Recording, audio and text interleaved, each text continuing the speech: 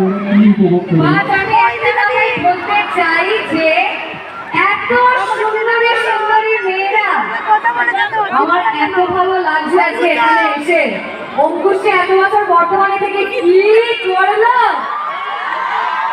সেই কলকাতাতে গিয়েই যাই হোক এখানে এত মেয়েরা থাকতে চোখটা থেকে নেওয়া হয়ে গেছিল নাকি? না, আমার প্রিয় বন্ধু ছিল বর্তমানে একজন ছিল।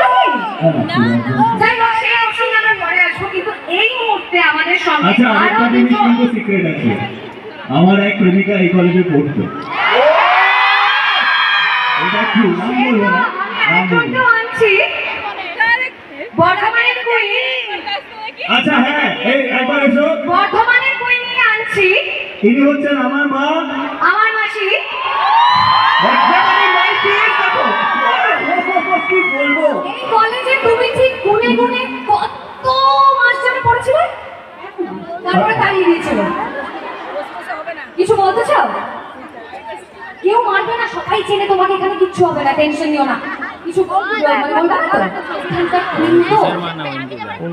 অঙ্কুশকে একবার দেখাও, আমার বিয়ে হয়েছে।